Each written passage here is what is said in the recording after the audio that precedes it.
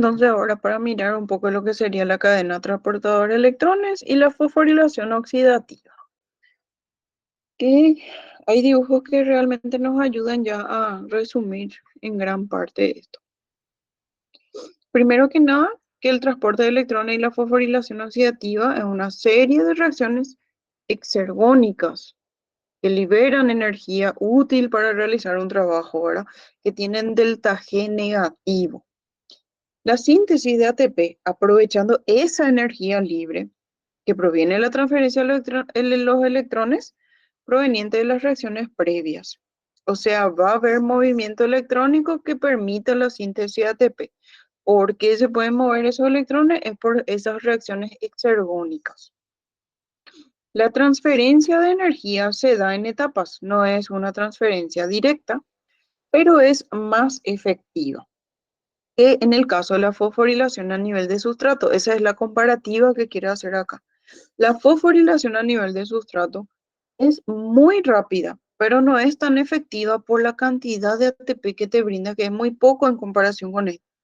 Al hacer el proceso que ocurra en varios pasos, hace que sea más efectiva, hace que sea más eficiente y que no se pierda mucha energía en forma de calor. Bueno, el potencial de reducción, dice, tiene tendencia a ceder electrones.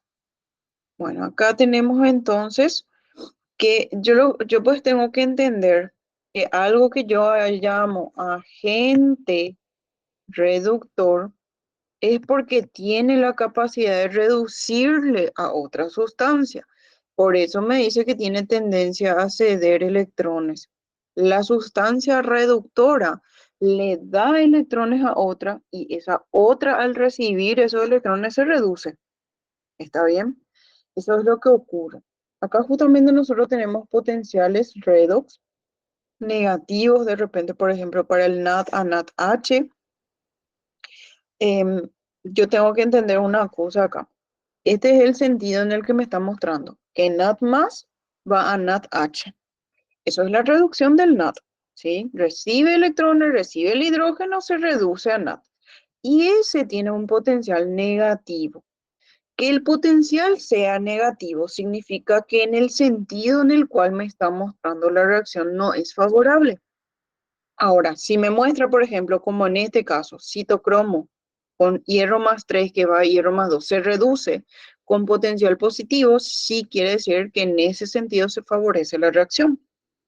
Yo te voy a entender entonces que el potencial redox que me da cuando es negativo es porque no tiene tendencia a escribirse en ese sentido. Y si es positivo es porque en ese sentido es favorable justamente.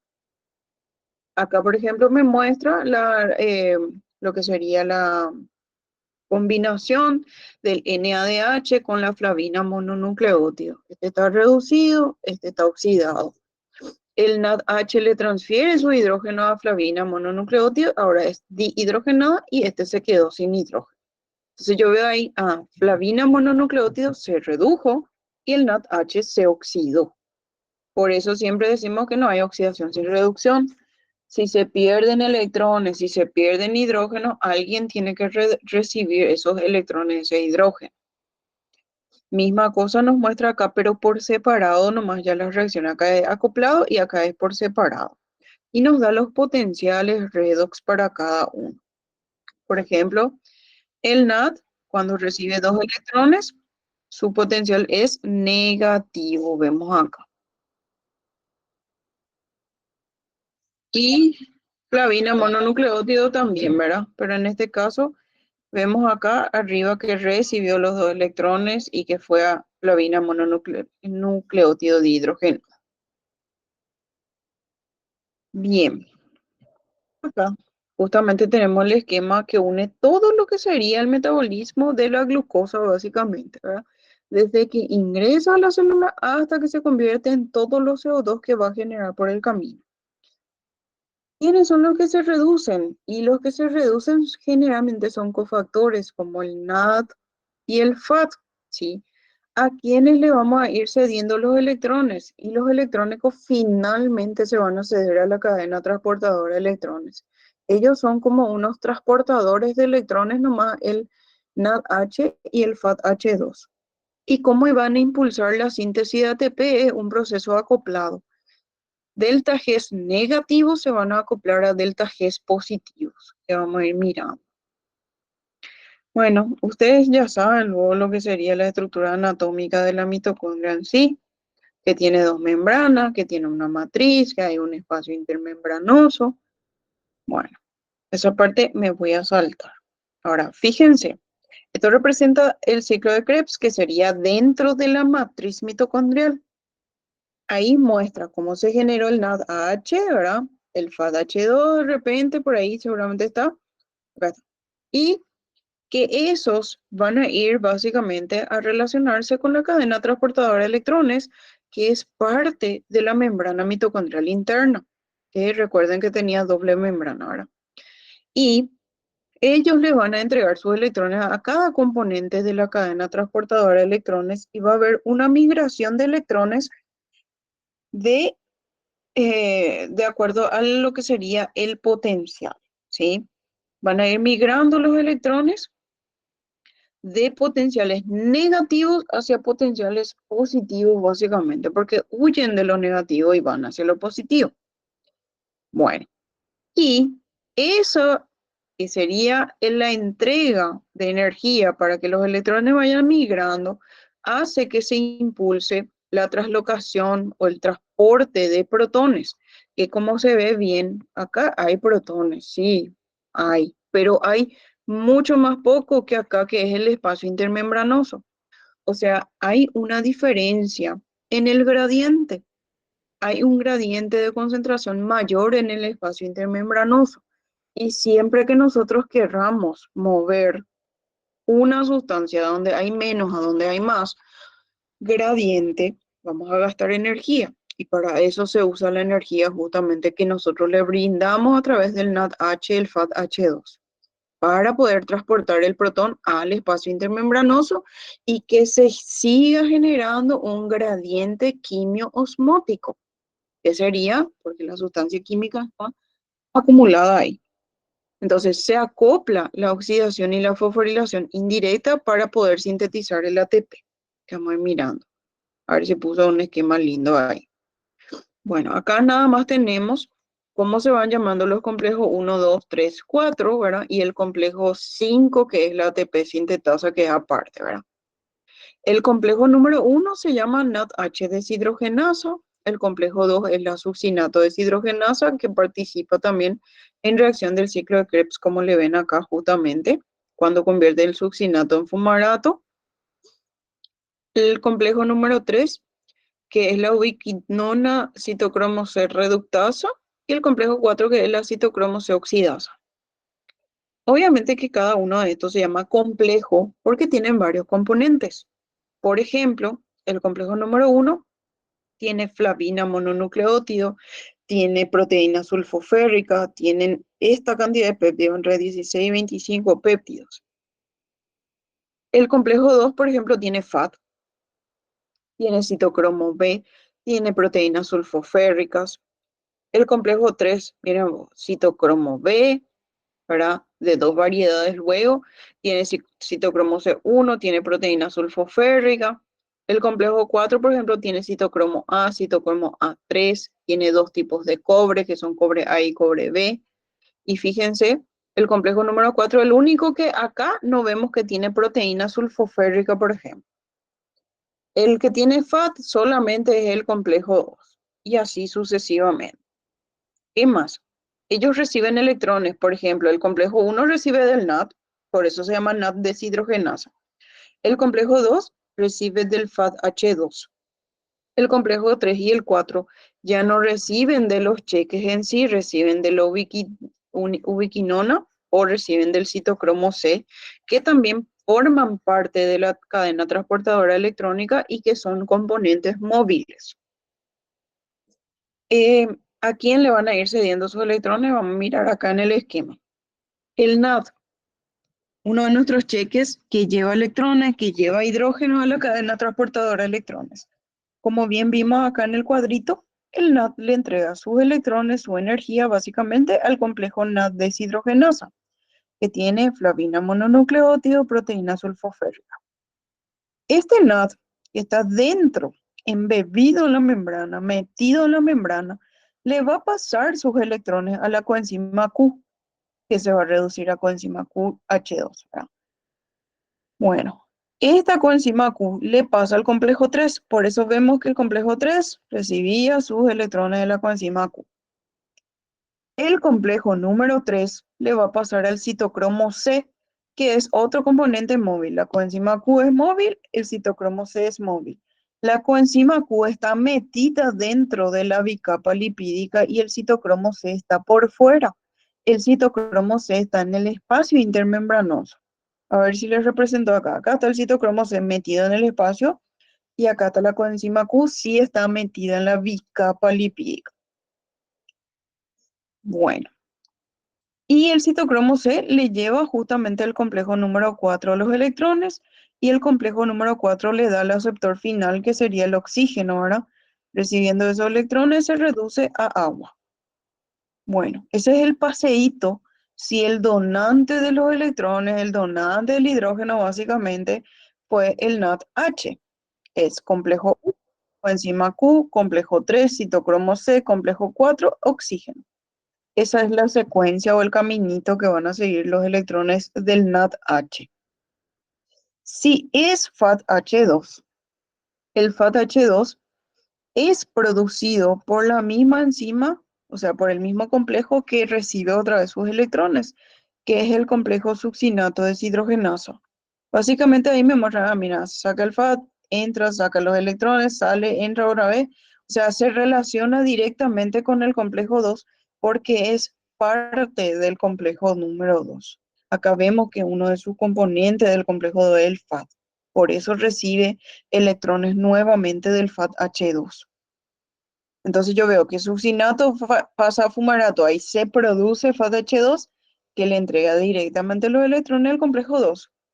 Va la coenzima Q, la coenzima Q nuevamente el complejo 3, el complejo 3 el citocromo 4, el citocromo 4 perdón, citocromo C al complejo 4 y el complejo 4 al oxígeno. A partir de acá, todo el camino es igualito para ambos. A quién le entregan sus electrones nomás lo que hace la diferencia, ¿verdad? Bueno, y saber, por ejemplo, que siempre nos repiten en el cursillo que el complejo número 2 no es una bomba, o sea, no puede hacerle cruzar a los protones de la matriz al espacio intermembranoso. Yo veo acá y fíjense, me muestra cómo un protón es atravesado gracias al complejo número 1.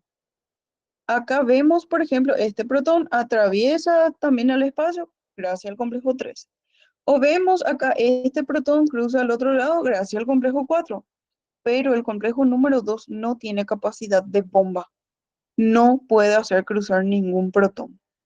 Atender entonces eso. Bueno, acá nada más parte de lo que sería la proteína sulfoférica, parte del complejo NAT deshidrogenasa. Y acá tenemos la secuencia de los potenciales de acción, básicamente, los potenciales de membrana, o sea, el voltaje que van a ir siguiendo los electrones para ir en caída hacia el oxígeno. Y vieron que van de potenciales negativos hacia potenciales positivos. Ustedes no tienen por qué saber cuánto vale cada potencial ni nada de esa cosa. Yo tengo que saber que van de potenciales negativos hacia positivos, que los que tienen potenciales negativos justamente es porque no se quieren oxidar. Por eso les expliqué hace rato en la cuestión de que em, es negativo cuando la reacción no va en ese sentido. ¿Y qué me muestra acá? Que el NADH cede sus electrones al complejo 1 y ese tiene un potencial negativo. O sea, no es espontánea la reacción en la cual el NADH pierde el electrón. Por eso, negativo su potencial. Otra cosa más que me muestra acá de repente, llega al complejo 1, luego va la coenzima Q, luego el complejo 3, bla, bla, bla. Toda la secuencia que ya no sabemos luego. Me muestra quiénes son los inhibidores de cada uno de estos complejos. ¿sí? Me muestra, por ejemplo, que la rotenona y el amital pueden inhibirle al complejo número uno, que la antimicina A puede inhibir al complejo número 3, que el cianuro, el ácido sulfídrico, el monóxido de carbono y la ácida de sodio pueden inhibirle el complejo número 4, en donde suelen preguntar, por ejemplo, el del cianuro, el monóxido de carbono, la antimicina. La antimicina, ¿por qué suelen preguntar? La antimicina es un antibiótico y justamente la antimicina inhibe el complejo número 3 de una bacteria. Y si su bacteria no puede hacer, o sea, si la bacteria no puede hacer funcionar su complejo 3, obviamente no va a producir ATP y va a morir.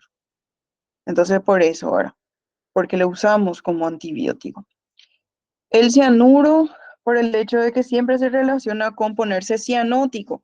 ¿Y qué era ponerse cianótico? Ponerse azul. ¿Y por qué uno se pone azul? Porque no puede respirar. ¿Por qué no puede respirar? No está metiendo oxígeno. ¿Y cuál es el complejo que se relaciona con el oxígeno? El complejo 4. Si yo no tengo oxígeno, el complejo 4 no va a funcionar básicamente porque no va a tener a quien entregarle sus electrones. Y el cianuro le inhibe el complejo 4, el oxígeno justamente se va acumulando ahí y no podemos justamente entregarle los electrones porque está inhibido. El cianuro básicamente es como que hace una competencia ahí con el oxígeno para inhibirle al complejo número 4. Y el monóxido de carbono por el tema de los incendios, ¿verdad? De que uno respira básicamente monóxido de carbono, eso se va con la carboxihemoglobina y no tiene la misma función del oxígeno, entonces el complejo 4 queda inhibido. Por eso puede ser catastrófico inhalar el humo, ¿verdad? Profe, Bueno, sí, ¿hay algo que le pueda inhibir al complejo 2? al complejo 2 me parece que hay, según yo recuerdo, hay, no. Creo por ahí vamos a encontrar la listita.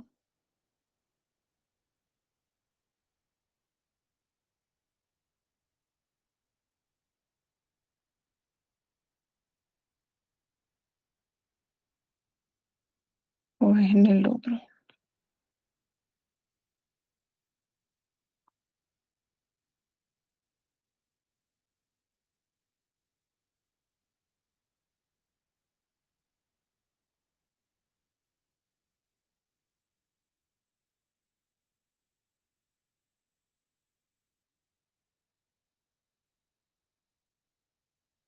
En ese debe estar.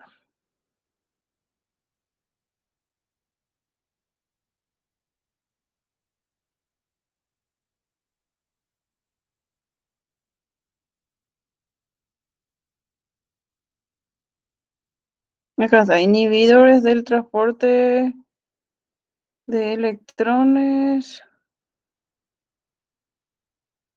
los agentes desacoplantes. Al complejo número 2, en realidad, el malonato lo que le inhibe por el hecho de que justamente el malonato le inhibe la succinato deshidrogenasa en el ciclo de Krebs.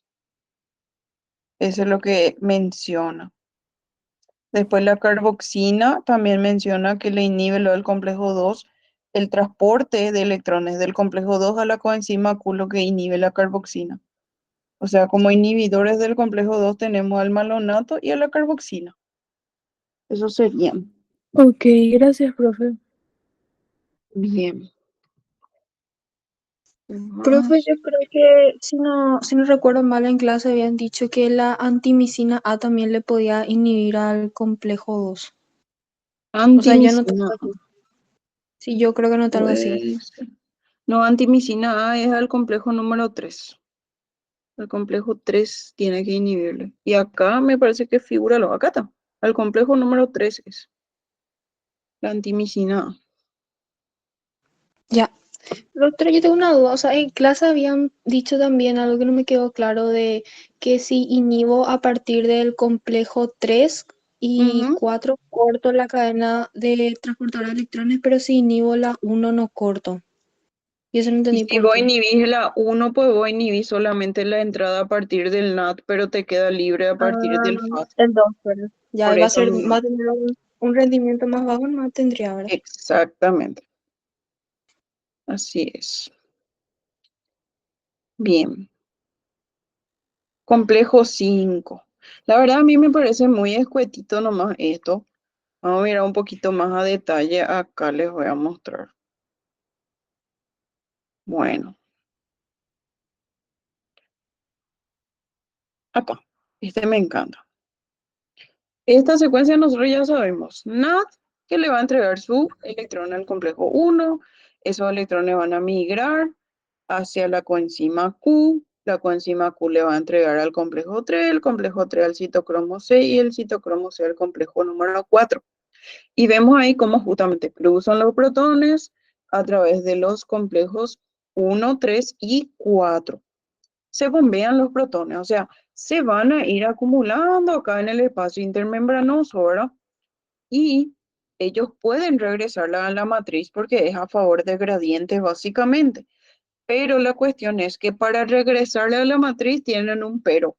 Tienen una sola puerta de salida, que es a través del complejo número 5, que es la ATP sintetasa. Entonces, ellos se acumulan en el espacio intermembranoso, se genera el gradiente quimiosmótico y los protones pueden volver a la matriz, pero solo tienen una puerta de salida y es el complejo número 5, básicamente, ¿verdad? Acá vemos otra vez el complejo número 2 relacionado con el ciclo de Krebs, con el paso de succinato a fumarato, cómo se produce FAT, y ahí mismo se entregan los electrones al complejo número 2, que no es una bomba, va a la coenzima Q, al complejo 3, al citocromo C y último al complejo 4 que le entrega sus electrones al oxígeno. La misma cosa. Bueno, esto nosotros ya mencionamos, ¿verdad? Hay componentes de la cadena transportadora de electrones que a excepción de la coenzima Q, todos son proteínas. La coenzima Q no es una proteína, pero yo digo citocromo, complejo succinato deshidrogenasa, todos tienen componente proteico, menos este. Este coenzima Q tiene justamente la ubiquinona, o sea, la coenzima Q que es la quinona en sí, químicamente que ustedes aprendieron que viene la oxidación de un benceno que tiene dos alcoholes y cosas así, ¿verdad? Y que tiene además una colita hidrofóbica que es lo que le permite a la coenzima Q meterse entre las colas de los lípidos, en la bicapa lipídica en sí. Tipo de proteínas que yo voy a encontrar en la cadena transportadora de electrones son las deshidrogenasas, por ejemplo, vimos succinato deshidrogenasa, NAT deshidrogenasa, esos, por ejemplo, la FAT deshidrogenasa, o sea, el succinato deshidrogenasa, perdón, es una flavoproteína porque está asociada a FAT. Tenemos la proteína sulfoférrica, hay la hemoproteína que son los citocromos, o tenemos proteínas que contienen citocromo A y A3. Bueno, los complejos, ¿verdad? Que tenemos el NAT deshidrogenasa, succinato deshidrogenasa, ¿verdad? Después, ¿qué más? Bueno, ahí les va mencionando el tema del transporte electrónico, que tenemos que saber, por ejemplo, que el citocromo solo transporta un electrón. ¿Por qué? Porque hace variar el NOx del cobre, de cobre más uno a cobre más 2. Entre esos dos nomás varía su NOx. O de hierro más 3 a hierro más 2 y la diferencia de carga pues es 1, por eso transporta solo un electrón el citocromo. Después, esta sería la estructura que vamos a encontrar en los diferentes citocromos, el hemo A, el hemo B, el hemo C, que hacen que se llamen citocromo A, B o C, que justamente van variando un poquito en lo que sería su estructura. Las proteínas sulfoférricas también transportan solo un electrón porque también hacen variar el NOx del hierro de más 3 a más 2 nomás, o sea, un electrón nomás lo que es la diferencia en sus NOx. Bueno, coenzima Q justamente es un derivado quinona, no es una proteína, tiene una colita larga isoprenoide que es hidrofóbica y que es la que le permite estar metida en la bicapa lipídica. Es un transportador de electrones móvil que puede aceptar átomos de hidrógeno. ¿De quién? La coenzima Q es del complejo 1, del complejo 2 y de la acil-CoA deshidrogenasa también puede recibir sus electrones. Ella sí puede transportar dos electrones, por eso que ustedes habían mirado así vagamente en química de que puede existir en forma semi-reducida, porque tiene su forma de radical. Acá tenemos justamente su estructura, ¿vieron? Lo que sería la eh, quinona. Tenemos ahí, ¿cómo era que se llamaba esto? Em, Reemplazos del hidrógeno, ¿verdad? Y tenemos una cadenita acá de isopreno.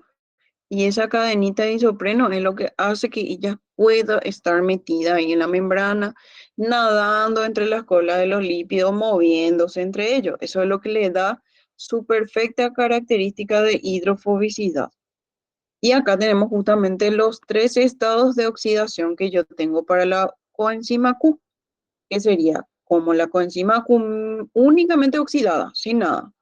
Recibiendo un electrón es como ubicemiquinona, que es el radical estable. Recibe un segundo electrón, que ahí tenemos como ubiquinol, totalmente reducido ya, ¿sí? Ya no son cetona, ahora son ambos alcohol. Entonces, la ubiquinona es la que puede aceptar dos electrones. Proteína sulfoférrica, citocromo solamente uno y uno. Clavina mononucleótido también forma parte de las estructuras. A ver, estos son los nombres nada más. Y que los componentes móviles son la coenzima Q y el citocromo C, que acá está mejor representado que la coenzima Q está metida en la bicapa y el citocromo C fuera de la bicapa que está en el espacio intermembranoso. Ahí nos muestra nuevamente quiénes son bombas, ¿verdad? Que realmente este complejo número 3 actúa como una bomba gracias a su relacionamiento con la coenzima Q. Por eso me muestra acá que a través de la coenzima Q lo que se transportan dos electrones otra vez al espacio. Pero eso se le atribuye al complejo número 3. Y el único que no puede hacer cruzar los protones, perdón, es el complejo número 2. Bien, la coenzima Q hace algo acá, este ciclito que se llama ciclo Q justamente, que va migrando los electrones de una proteína a otra hasta llegar otra vez a la coenzima Q para poder hacer este transporte de protones. Y nuevamente, componentes móviles, difusibles, ¿verdad? El NAT, la coenzima Q, el citocromo C, el oxígeno, porque esos son los que pueden modificar de repente su estructura o están eh, fuera de la membrana, ¿verdad? Por ejemplo, el NAT y el oxígeno es porque modifican su estructura y la coenzima Q y el citocromo C en sí porque justamente se mueven de un complejo a otro. Esto me voy a pasar nomás. Ahí está lo del ciclo Q que les mencioné, que nos hace falta mirar así a profundidad. Lo mismo que ya vimos luego. Y acá está lo que sí quiero que veamos bien. Hay un esquemita lindo de esta parte que quiero que aprendan bien, que sería, ¿de qué manera la energía generada por la cadena transportadora de electrones permite la producción del ATP? Primero que nada, el transporte electrónico, ese pasamano que se hace en los componentes de la cadena, tiene un delta G negativo, o sea, un proceso que libera energía exergónico. Ese proceso exergónico está asociado al bombeo de protones que gasta energía, porque dijimos que es en contra de gradiente. Entonces, la energía liberada acá se aprovecha para bombear los protones de la matriz del espacio intermembrana en contra de gradiente de concentración. Ahí yo ya asocié una delta G negativa con una delta G positiva. El transporte electrónico, delta G negativa, y el bombeo de protones es delta G positivo. Luego, otra asociación, otro acoplamiento es que hay un gradiente protomotriz. Se generaron muchos, o sea, se les hizo pasar a muchos protones y hay muchos protones en el espacio intermembranoso y generó el gradiente electroquímico. Eléctrico por la carga, químico por la sustancia en sí, ¿verdad? Y ese gradiente eléctrico hace que retornen otra vez los protones, pero tiene que ser a través del ATP sintetasa. Ahí yo acoplo justamente la generación del ATP. Es una energía mecánica la que es necesaria para justamente generar el ATP, porque el complejo 5 tiene que ir girando sus componentes para poder formar el ATP, para apretarle al ADP y al fosfato y que se convierta en ATP básicamente, que es lo que llamamos fosforilación oxidativa en sí. Entonces, la delta G negativa del transporte electrónico con la delta G positiva del bombeo de protones. El gradiente protomotriz es el que libera energía, va a tener delta G negativo, perdón, y la síntesis del ATP, el otro delta G positivo. Esos son los dos acoplamientos que yo tengo que tener en cuenta para la fosforilación oxidativa. A ver qué más nos cuenta con respecto a eso. Okay. Acá empezó hablando ya del complejo 5 ATP sintetasa, el honguito este que sabemos que produce el ATP, que tiene una porción F0 o una base que está metida en la bicapa lipídica y tiene un cuello y una cabeza que es la porción F1, que es la que va girando para producir el ATP, o sea, es la porción catalítica, ¿verdad? Bueno, la eficiencia de la síntesis es más de 10 a la 21 moléculas de ATP en un segundo. O sea, muchísimo ATP se puede producir en un segundo gracias a esta maquinaria. Ya tenemos lo que sería la representación, ¿verdad? F1, la cabecita y el cuello, ¿verdad? Que serían alfa B, beta 3, gamma, delta, epsilon. En la unidad catalítica es la alfa beta, que sería la cabecita en sí. Tiene tres estados, ¿verdad? Laxo, tenso, open, como le dicen, ¿verdad? Que serían los cambios conformacionales inducidos por los giros gracias al anillo C, que es esta base de la porción F0. O sea, esto que está acá tiene que girar para que gire el cuello y para que gire la cabeza finalmente. Cuando gira la cabeza y pasa a través de estas tres conformaciones es que se produce el ATP. La porción F0, que tiene justamente esta puerta de entrada que es la A, es la puerta de entrada de los protones del espacio intermembranoso y la puerta de salida hacia la matriz, ¿sí? B2, ¿verdad? Que sería esta porción que forma parte del tallo que le llaman, y C10 a 14. Entre 10 y 14 protones pueden entrar en esta base justamente, que es el anillo C, el canal iónico para los protones. Es como una calecita, tiene los asientos para los protones, van a ir girando hasta que puedan hacer su giro de 360 y salir por esta puerta de salida hacia la matriz otra vez. El flujo de protones es lo que induce la rotación del anillo, que es sensible a oligomicina. Acá tengo también otro inhibidor que es pero del complejo 5, la oligomicina, que también es un antibiótico. Inhibimos al complejo ATP sintetasa y chao producción de ATP, obviamente. Y acá las tres conformaciones, ¿verdad? La laxa, que teníamos que saber que tenemos ADP y fosfato sueltos, por así decirlo. Viene la energía mecánica, gracias a que los protones están ocupando los espacios en la base, en el anillo C, y va girando. Y ahí vamos a tener la parte tensa, ya tenemos ADP y fosfato unidos con soltura, como le suelen decir, unido, pero una unión débil nomás todavía. Y después tenemos en la porción open que ya se terminó de unir y le vamos a dejar salir al ATP. Entonces, laxo, unión, eh, vamos a decirle débil. Tenso es una unión más fuerte ya. A veces describe incluso que ya tiene ATP acá. A veces ADP con fosfato inorgánico nomás todavía. Y en la open es para dejarle salir ya el ATP formado. Entonces, la regulación. El gradiente de pH que aumenta el transporte de los electrones. La carga energética que va en aumento disminuye el transporte de los electrones. El cociente entre NADH y NAD aumenta y aumenta el transporte de electrones, porque NADH, si esta relación sale alta, significa que hay mucho NADH y el NADH tiene muchos electrones, o sea, tiene electrones, un portador de electrones. Obvio que va a aumentar el transporte de electrones ahí. La presión del oxígeno se aumenta, aumenta el transporte de electrones. Si yo Inspiro, meto oxígeno a mis pulmones, aumenta PO2, aumenta el transporte electrónico. Entonces, eso es lo que tenemos. Que si aumenta la carga energética, pues significa, hay mucho ATP, obvio que va a disminuir el transporte de electrones porque el transporte de electrones es para producir ATP. Y así sucesivamente. Siempre acá también suelen contar esta anécdota sobre los agentes desacoplantes, ¿verdad?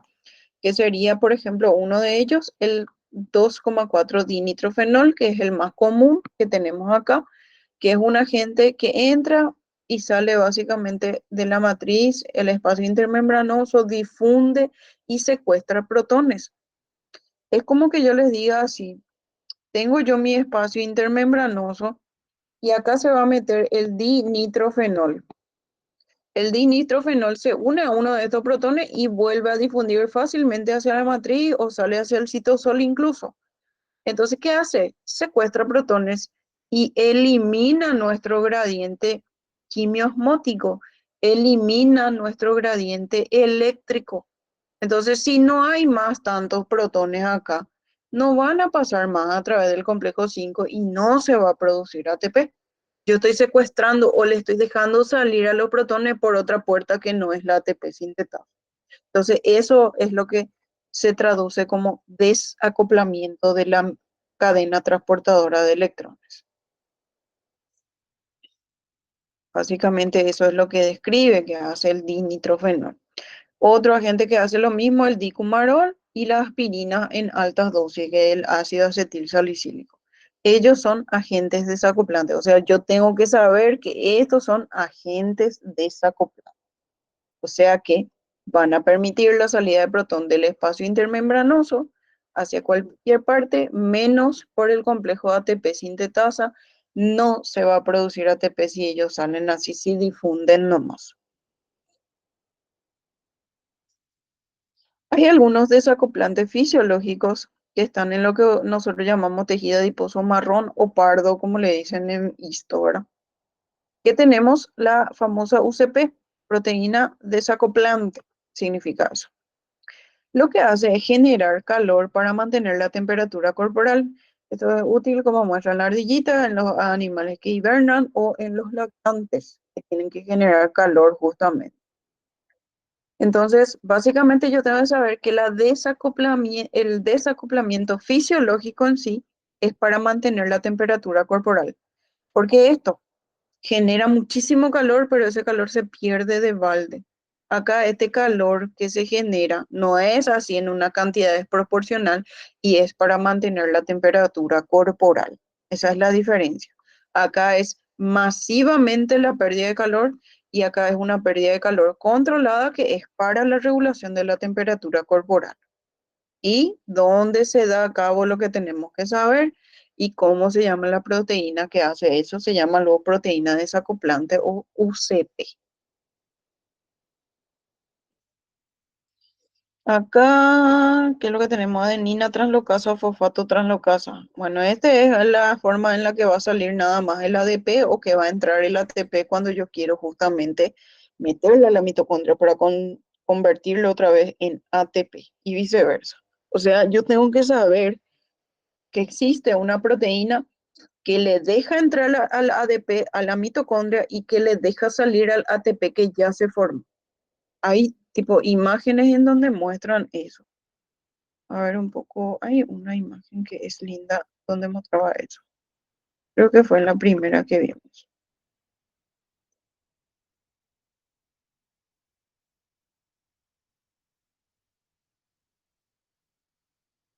Acá. Y no, no mostró luego.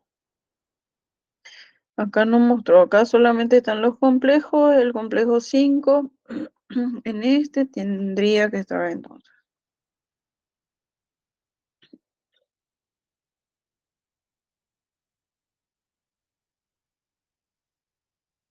Ahí está.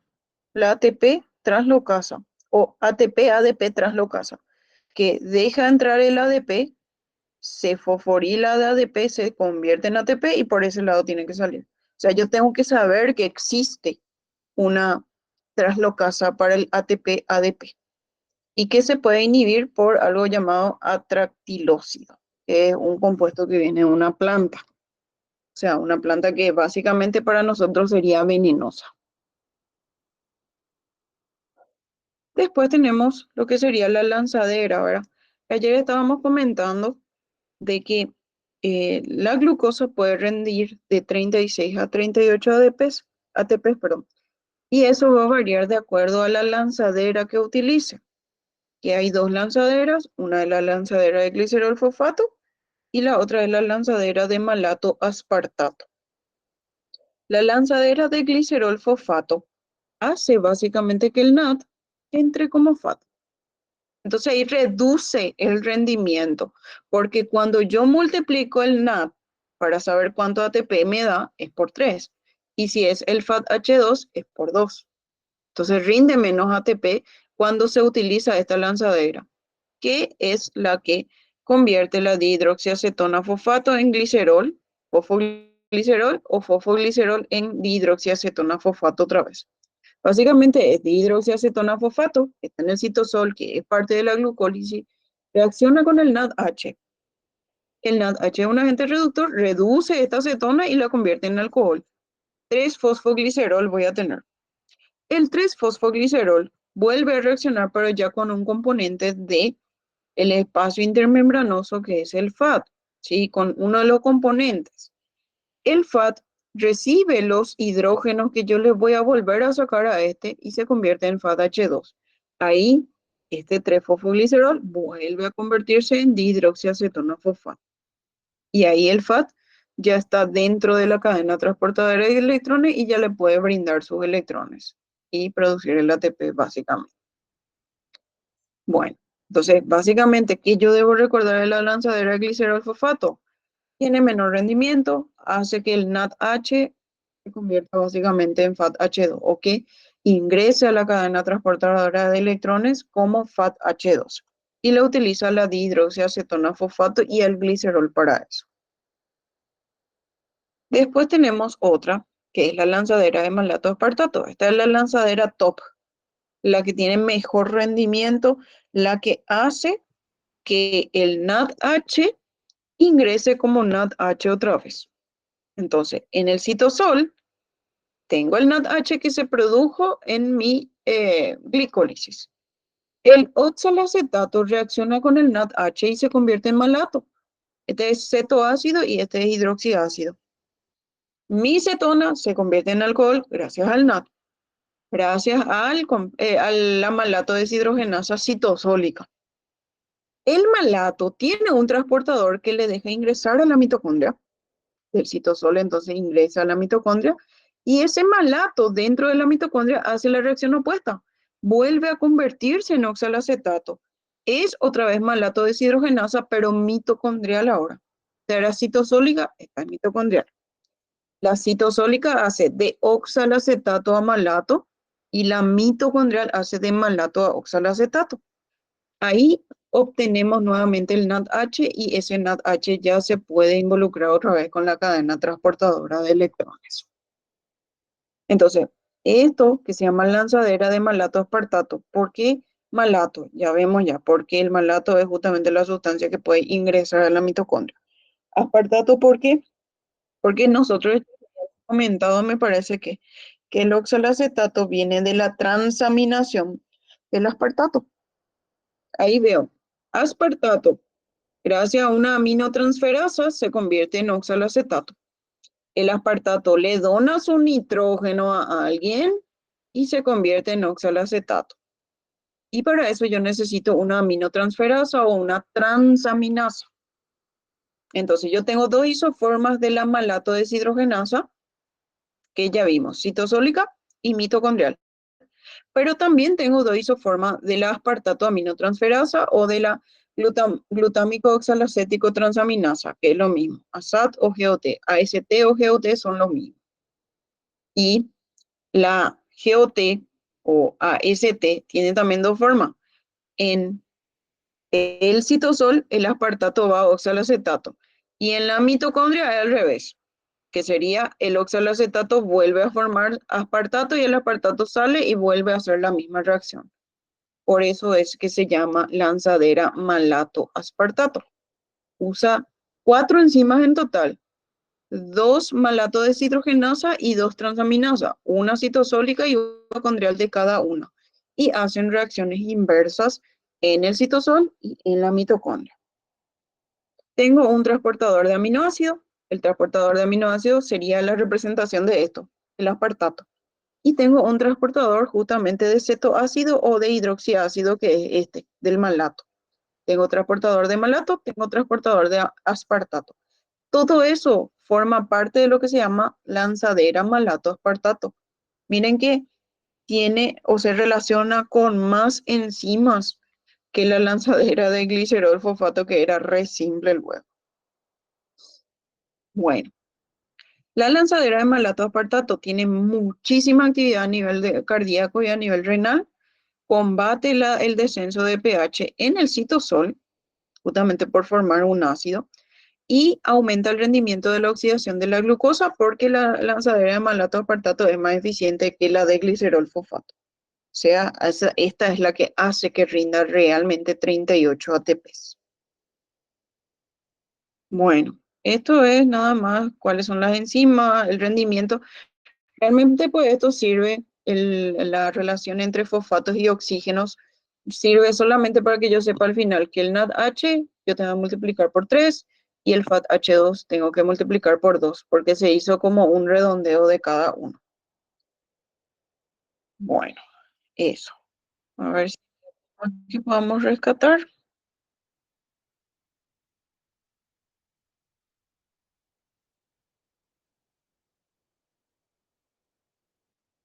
Bueno, esto ya estuvimos lo mencionando, lo de el acoplamiento, ¿verdad?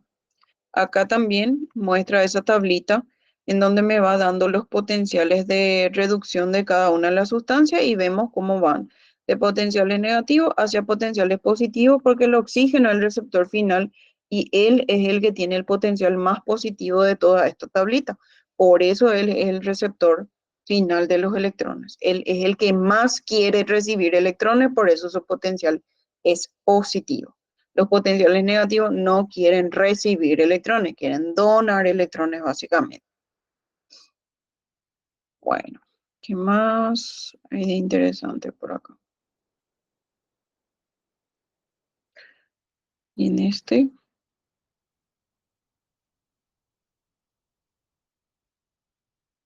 ahí está, eso que mencionamos hace rato también otra vez. El movimiento electrónico delta G negativo. Esa delta G negativo se acopla e impulsa el bombeo de protones que tiene delta G positivo. La energía del potencial protomotriz, ¿verdad? Y después tenemos una delta G negativa, que es del retorno de los protones a través del ATP sintetasa. Es un proceso espontáneo, es favorable porque es a favor de gradiente. Esa delta G negativa, la energía que se libera e impulsa la fosforilación del ATP, porque ese es un proceso que es delta G positivo. Esto es lo que yo tengo que saber del modelo quimiosmótico de la fosforilación oxidativa en cuanto a bioenergética se trata. Bueno, y acá me muestra nuevamente el tema de que los protones tienen que ir hacia este anillo C, que tiene que girar para que gire el cuello, para que gire esta cabeza, que es la porción catalítica, que es donde el ADP y el fosfato inorgánico pasan a través de la conformación laxa, tensa, open, ¿verdad? Y ahí nada más el tema de los delta G nuevamente, ¿verdad? Que tiene delta G negativo el movimiento electrónico, pero delta G positivo hacerle cruzar al protón. Tiene delta G negativo que el protón quiera retornar hacia la matriz, pero delta G positivo la síntesis del ATP y cómo se van asociando esos procesos.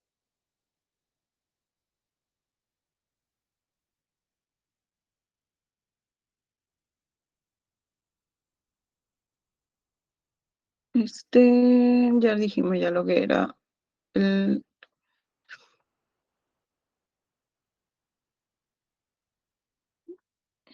el desacoplamiento y las lanzaderas en sí, que ya dijimos, ¿verdad? Y como vemos, mira, la malato, aspartato, la lanzadera malato, aspartato, mira, vos tiene citosólica mitocondrial de cada uno, del aspartato aminotransferasa y del malato deshidrogenasa. Y sus dos transportadores, el del aminoácido y el del hidroxiácido cetoácido. Esta es la lanzadera malato, aspartato mucho mejor representada. Y el balance energético que ya en teoría sabemos. ¿Todo bien? ¿Preguntas? ¿Dudas? Doctora, Sí, te escucho. eh, en esa parte de regulación había una parte donde decía carga energética y no sé muy bien a qué se refería. La Porque carga energética es como la billetera de la célula. Cuando la carga energética celular es alta, significa hay mucho ATP, significa hay mucha plata en la billetera.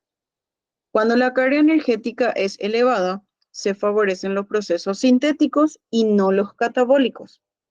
Este proceso de la cadena transportadora electrónica es un proceso catabólico en sí que va a terminar formando ATP, porque yo hago catabolismo o yo degrado sustancias para obtener energía, para obtener ATP.